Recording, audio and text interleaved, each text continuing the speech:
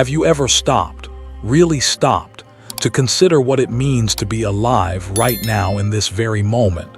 Not just breathing, not just existing, but to be born as a human being with the capacity to think, to feel, to reflect, to question, to wonder where you came from, to ponder where you'll go.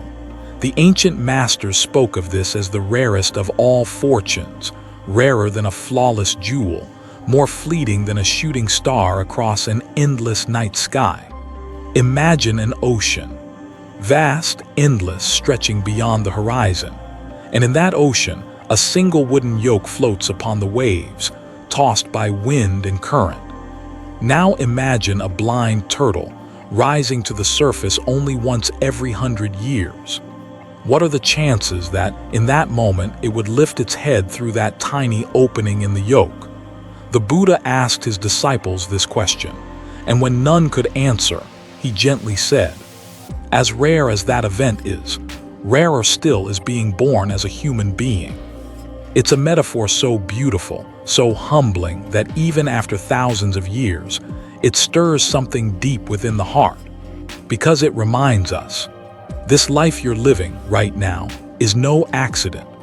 Somewhere along the immeasurable currents of cause and effect, through countless lifetimes of wandering, you have arrived here in this body, in this place, with this opportunity. Not as a God dwelling in comfort, blind to suffering. Not as an animal driven by instinct alone. Not as a hungry ghost consumed by endless craving, but as a human being capable of wisdom, compassion, and awakening. And yet, how many of us remember this? How often do we pause in the middle of our rushing days to realize that simply being born human is the rarest of treasures? We get caught in our routines. Wake up, work, eat, scroll, sleep. Repeat, days blur into months, years dissolve into memories, and we forget.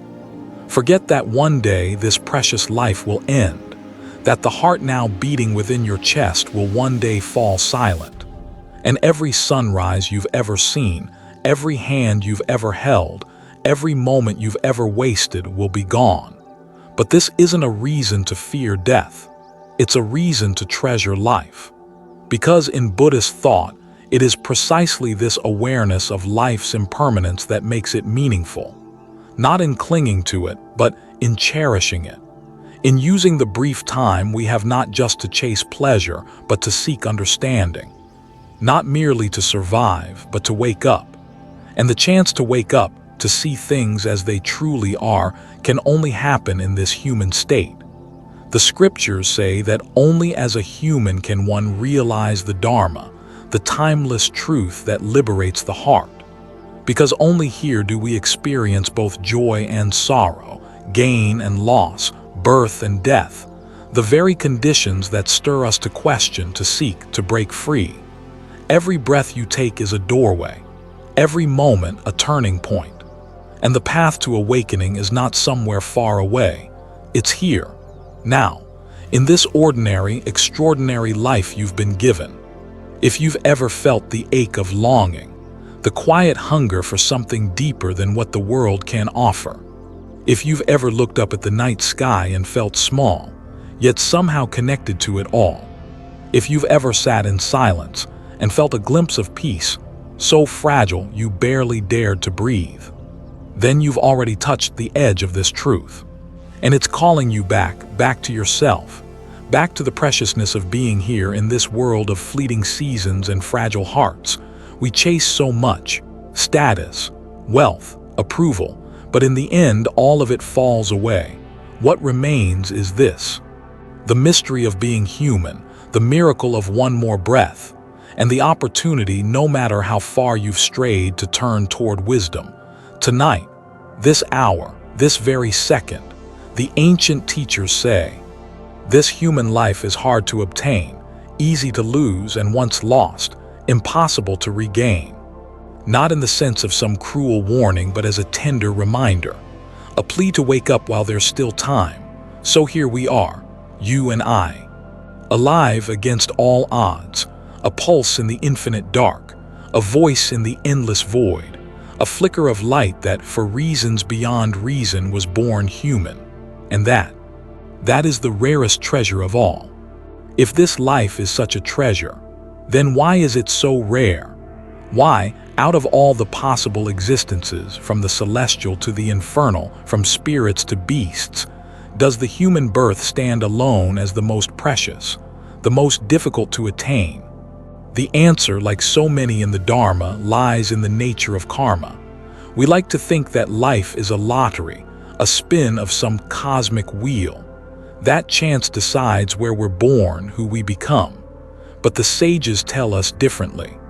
They tell us that every action, every thought, every word we've ever spoken in this life, and in lifetimes beyond memory, weaves a tapestry, a delicate, invisible pattern of cause and effect.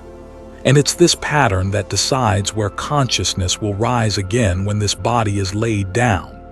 In the great wheel of samsara, most beings are swept along by their cravings, their ignorance, their unexamined desires. And where do those lead? Not upward, not into wisdom, but into realms of suffering. The Buddhist cosmology speaks of 6 realms of rebirth. At the highest, the heavenly realms, beings bask in blissful ease. But ease, too, can be a trap, numbing the heart to the deeper truths. Below them are the human realms, precarious and rare. Below that, the animal realms, where instinct rules and the light of reason flickers dim.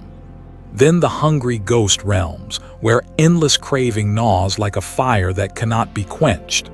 And at the lowest, the hell realms, states of torment forged from hatred and delusion. Of these, the human realm is the narrowest passage. Not because it's the easiest to reach, but because it requires a delicate balance of karma, enough virtue to avoid falling into suffering, enough wisdom to avoid drowning in indulgence, enough clarity to question the illusions of the world. It's like a razor's edge. Too little mindfulness and one slips into forgetfulness. Too much attachment and one sinks into lower states. And most beings, they are swept away by their own habits. The Buddha once said, "Rare is birth as a human being. Rarer still is hearing the Dharma, and rarer even than that is understanding it." So imagine how many lifetimes of generosity, of patience, of self-restraint, of seeking truth, must have accumulated like drops of rain into a great lake, for you to be here now. Not just alive, but aware, listening, questioning, yearning. This is no ordinary moment. It's the result of endless causes converging, the decisions of countless yesterdays shaping the possibilities of this today. And yet, it can all slip away in a breath. In the teachings, there's a story about a man who built a sandcastle by the shore. He shaped its towers and walls with care, admiring the beauty of his creation. But even as he admired it, the tide was already rising. The waves would come, inevitable and indifferent. That sandcastle is our life. It may seem solid. It may seem like we have endless tomorrows, but impermanence rides close behind. This is why the sages urge us to remember. To be born human is not a prize won by luck. It's a rare alignment of karma and consciousness, one so fragile it can be lost in an instant with one angry word, one heedless act, one lifetime squandered in distraction. And perhaps most tragic of all, most who are born into this human state never even realize it. They spend their days chasing what fades: wealth, status, pleasures that turn to ash. And when the time comes to leave this world, they carry nothing with them. No wisdom, no insight, no peace. The Buddha said, "A fool, when doing evil, does not realize it ripens like milk. Slowly it turns, and then suddenly he suffers." So too with a wasted life. Each day lost to thoughtlessness is like a single drop of poison in the well. By the time one notices, it may already be too late. But you are hearing these words. You are capable of reflection. You are one of the few, walking this narrow bridge between ignorance and awakening. And that matters. It matters because this very awareness is the seed of freedom, the beginning of the end of wandering, the first step out of the endless wheel. So why is human life so rare?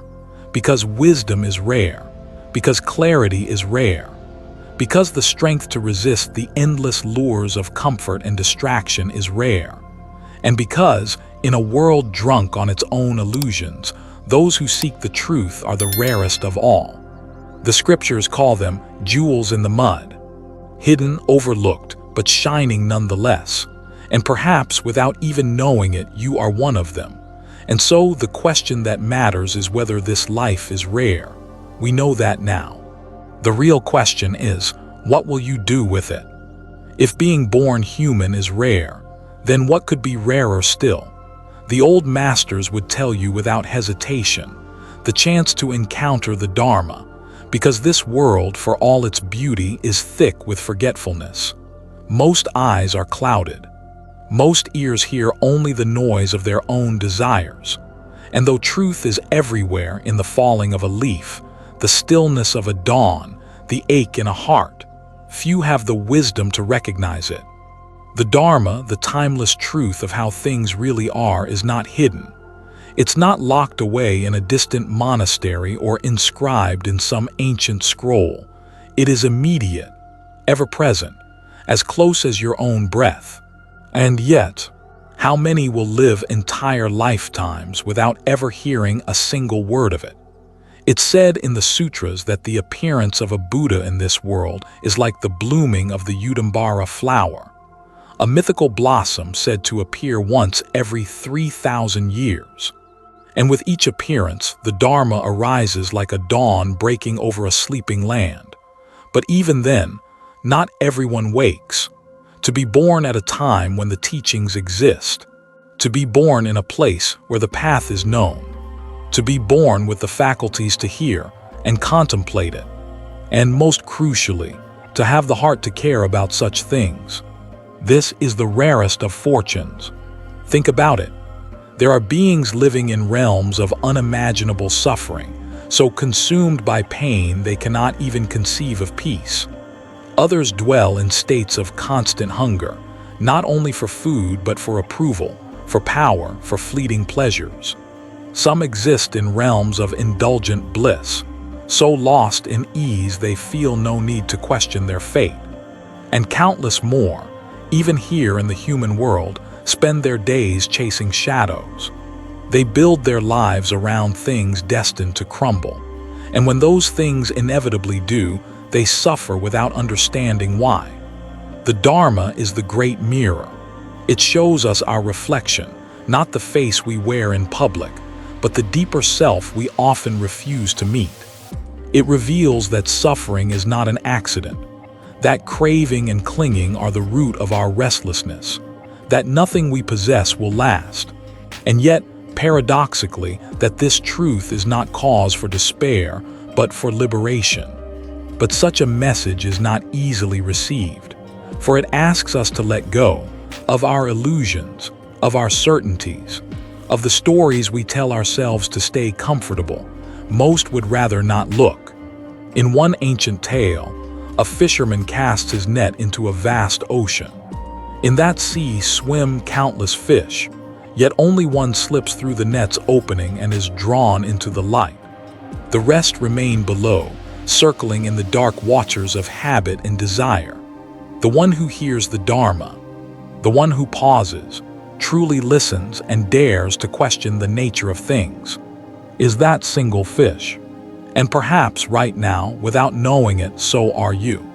It's easy to forget how extraordinary it is that these teachings have reached you, carried through centuries of war and peace, through deserts and forests, through dynasties and revolutions, preserved by monks who walked barefoot from village to village, who memorized vast texts because paper was scarce and lives were uncertain. How many lives were dedicated? How many sacrifices made for these simple truths to arrive at your ears here in this moment? There's a line in the Dhammapada: long is the night to the sleepless, Long is the road to the weary. Long is samsara to the foolish who do not know the true path. Without the Dharma, we sleep through this life. We wander its roads, weary and lost.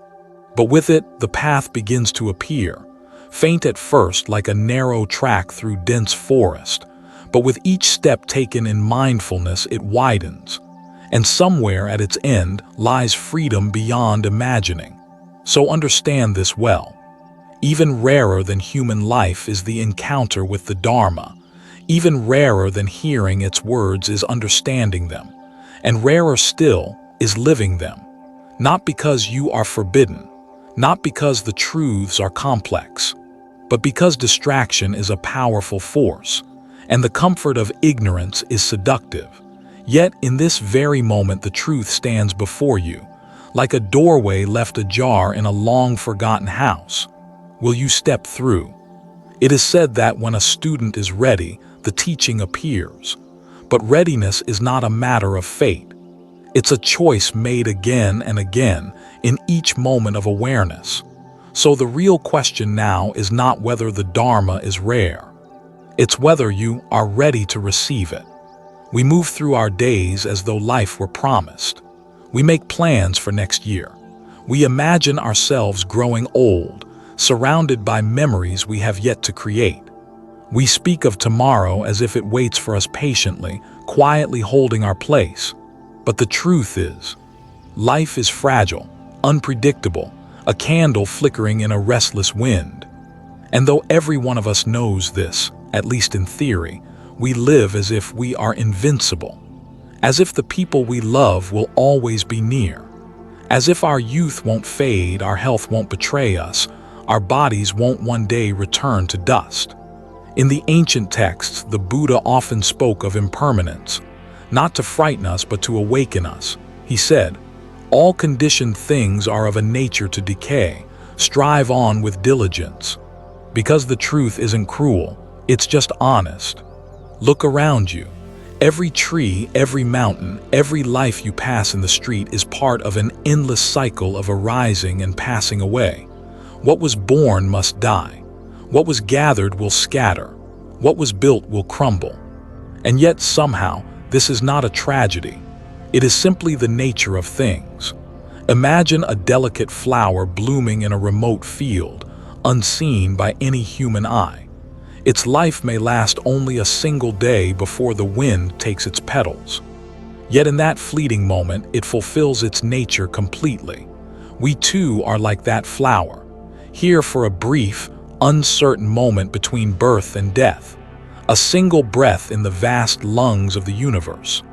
And while the world tells us to build walls, to hoard time, to deny the inevitable, the Dharma whispers a different wisdom. Cherish this moment, because it will not come again. So much of our suffering comes not from life itself, but from our refusal to accept its uncertainty. We cling to what is slipping through our fingers. We mourn the loss of what was never truly ours. We grieve the changing seasons, wishing always for endless spring. But impermanence is not the enemy. It is what makes each moment precious. If the night did not fall, we would never notice the stars. In the sutras, there's a story of a man being chased by a tiger. In his desperation, he grabs a vine and dangles over a cliff. Below him, another tiger waits. Above, a mouse begins to gnaw at the vine. And yet, in that terrifying, suspended moment, he notices a wild strawberry growing from the cliffside. He plucks it and tastes it, and it is the sweetest thing he has ever known. That is life, dangling between uncertainties, held by threads that fray even as we cling to them. And yet there is beauty, there is sweetness, there is something worth savoring even in the shadow of loss. We forget too easily that none of us are promised another sunrise, that the people we love, the bodies we inhabit, the very breath in our lungs are all borrowed, not owned. And when we awaken to this, not just as a thought, but as a felt truth, something within us softens. We begin to hold one another with gentler hands. We speak words we would have otherwise left unsaid. We forgive more easily. We laugh more often. We stop waiting for life to begin and realize it's been happening all along. The Dharma teaches us not to fear death, but to understand life. To live in such a way that if our time were to come this very night, we would leave nothing important unsaid, no kindness withheld, no moment unlived. It asks us, what would you do if you knew you had only one day left? And then reminds us, you don't know that you don't. There is no contract, no guarantee, just this fragile, irreplaceable breath you are taking right now. And so, we are called not to despair at life's impermanence, but to treasure it. Not to curse the uncertainty, but to let it sharpen our attention, to awaken our gratitude. Because in the grand, ancient dance of the cosmos, to be here at all is an unspeakable gift. To be aware of it, an even greater one. And in the next breath, we turn our gaze to what binds us to this wheel of becoming, to the invisible currents that pull us from one life to the next, from joy to sorrow, from craving to regret. It is there, in the restless turning of samsara, that we must seek understanding. If life is the rarest of treasures, and the Dharma is rarer still, then what greater tragedy could there be than to waste them both? And yet this is what we do.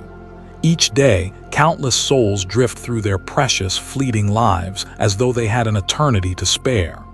We squander moments as though they were cheap. We bury our days beneath endless distractions. We trade our attention, the most sacred currency we possess, for empty noise and passing pleasures. Not because we are evil, not because we mean to, but because we are lost. The Buddha called this avidya ignorance. Not ignorance in the way of mere lack of information, but a deeper blindness, a refusal to see things as they truly are. We chase after desires as though they could fill the aching hollow inside us. We grasp at wealth, status, beauty, applause. And in doing so, we miss the one truth that could set us free, that none of it will last. It's not that pleasure is forbidden. It's that pleasure alone will never satisfy. It's like drinking salt water when you're thirsty. The more you consume, the deeper your thirst becomes. But caught in the grip of ignorance, we convince ourselves that happiness is always one achievement away. One relationship, one possession, one vacation, one more like, one more purchase, one more tomorrow. And so we keep running from discomfort, running from boredom, running from the stillness where all the truths we've avoided patiently wait. In a single blink, a decade vanishes. We wake up one morning and find the reflection in the mirror unfamiliar. The friends we meant to call, the books we meant to read, the sunsets we promised to watch, all gone. Like footprints on the shore, swept away before we even noticed. This is the tragedy of ignorance. Not a dramatic downfall, but a slow, unnoticed erosion of the life we were meant to cherish. And perhaps the cruelest part is this: most of us won't realize what we've lost until it's too late. There's an old Buddhist parable about a man who, in his youth, possessed a priceless jewel sewn into the lining of his garment. Unaware of its presence, he spent his life in poverty, wandering hungry and afraid. Only in old age did a friend reveal to him the treasure he had carried all along.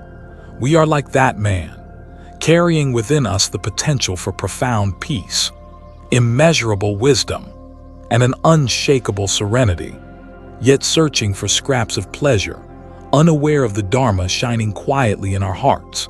But it doesn't have to be this way. The Dharma isn't a punishment. It isn't a harsh decree demanding that we forsake all joy. It's an invitation to wake up, to stop sleepwalking through this brief, irreplaceable life, to see the impermanence not as a threat, but as a gift.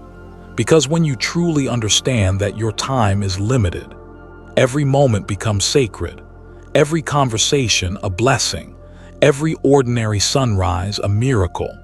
You start to notice the softness of evening light on a wall, the way your breath feels in your chest, the sound of rain tapping against your window, and slowly, the hunger for endless distractions fades.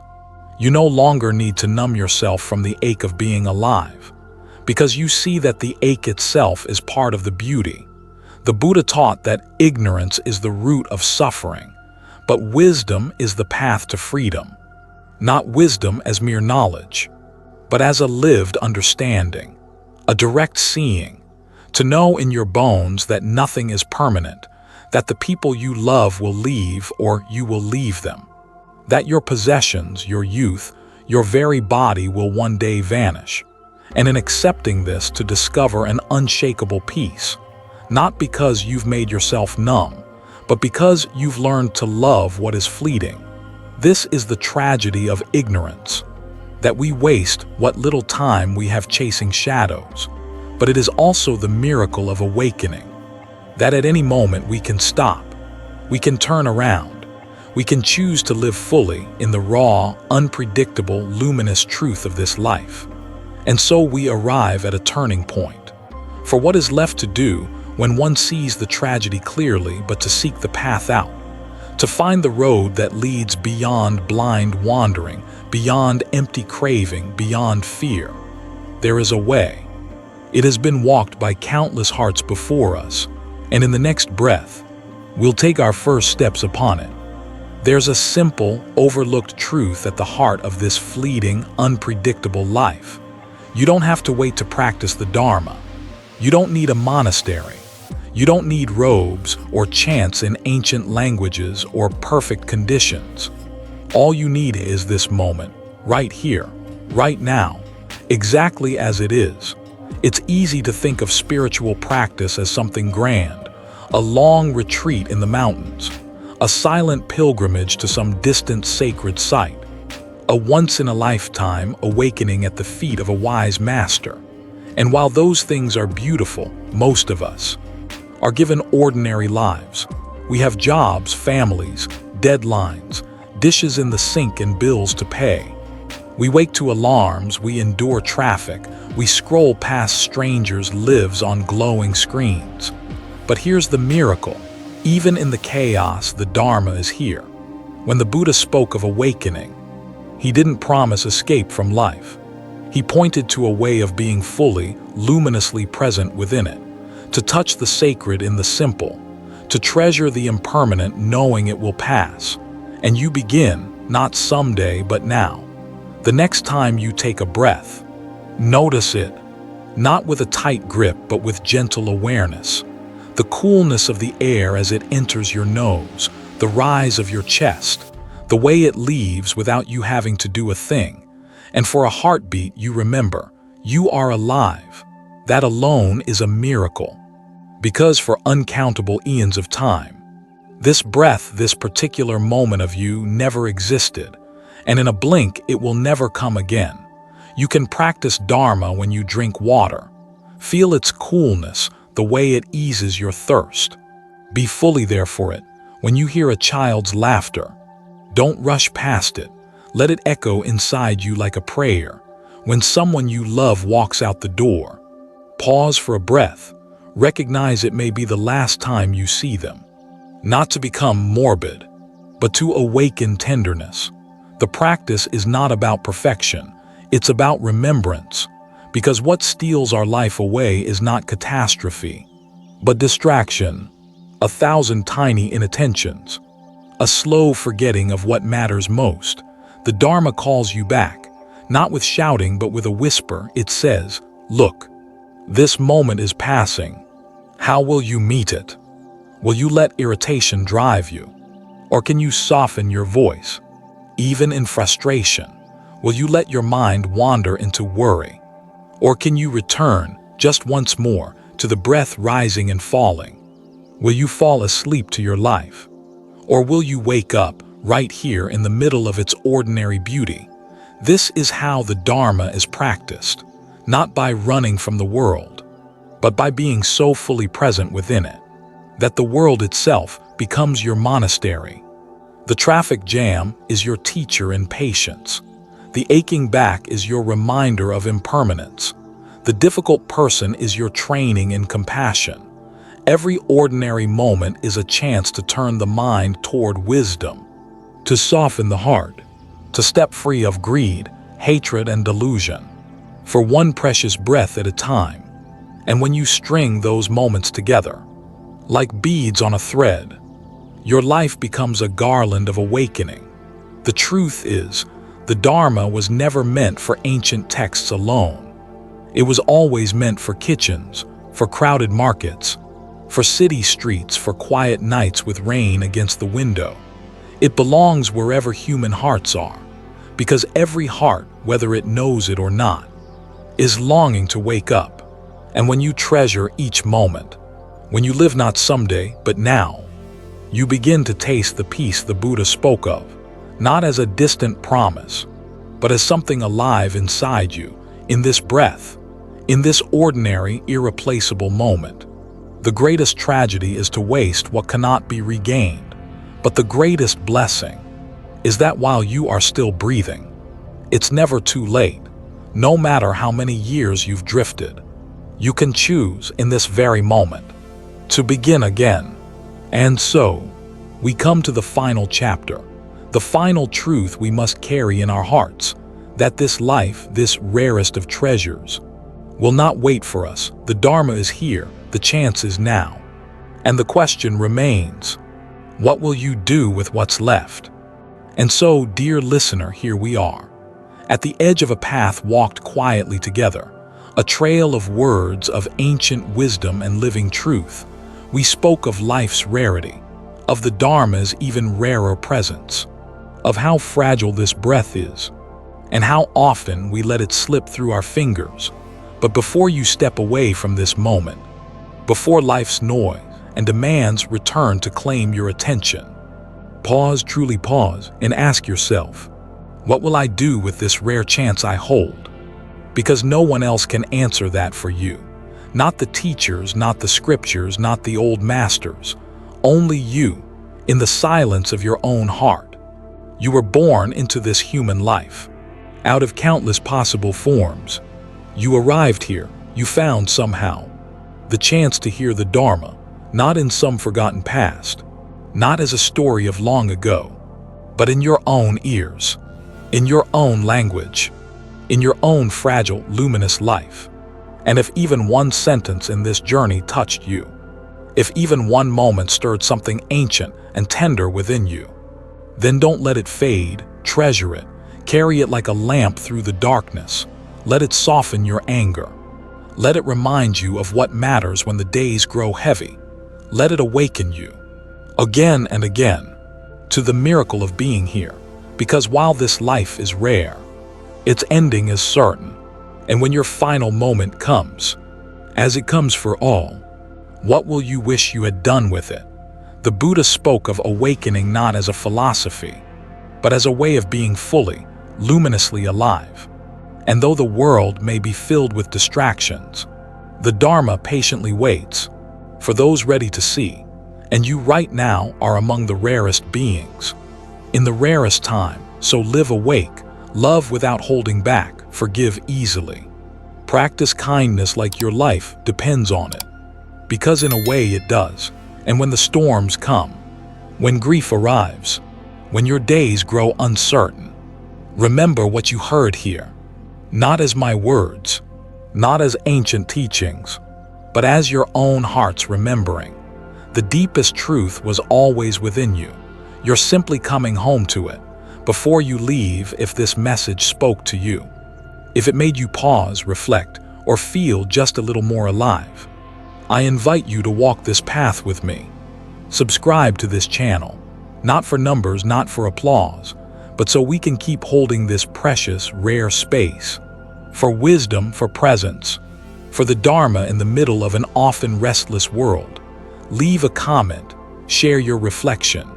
Let this be a place where seekers find each other, across distance and time. And if you feel moved, share this with someone you love, because life is too short to withhold light, when the world so desperately needs it. Thank you truly for your listening heart, for your open mind, for the rare and beautiful courage to turn toward truth. May you be safe, may you be free, may you be awake.